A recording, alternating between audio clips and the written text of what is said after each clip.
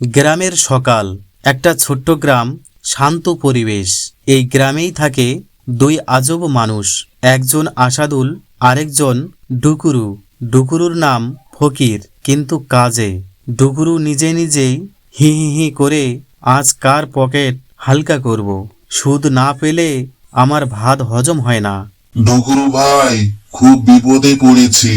মায়ের ওষুধ লাগবে, একটু টাকা দরকার। আরে আসাদুল, তুমি তো আমার আপন মানুষ, টাকা দেব না কেন? ডুকুরু ভাই, সুদ কত? আরে সুদ কিছুই না, 10,000 নিলে মাসে মাত্র 5,000। এটা তো টাকার বিয়ে, না সুদের বিয়ে। ডুকুরু ভাই, এত সুদ কেন?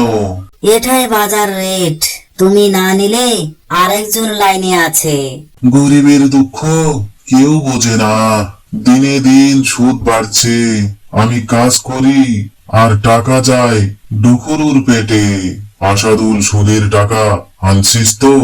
না আনলে তোর গরু নিয়ে যাব। এইটা কি মানুষ না জন্তু? আচ্ছা ডুকুরু ভাই, আপনার তো অনেক টাকা, আমার কাছে রাখবেন? আমি সুদ দেব। তুই আমাকে সুদ দিবি?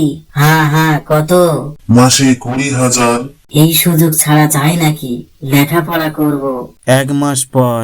আসাদুল, আমার সুদের টাকা দে। আপনার নিয়মেই তো ভাই, না দিলে তো ঘর নিয়ে নেবেন, তাই না? এটা অন্যায়। তাহলে আপনি যেটা করতেন সেটা কি ছিল? ভুল হয়ে গেছে আসাদুল, সুদ মানুষকে শেষ করে দেয়।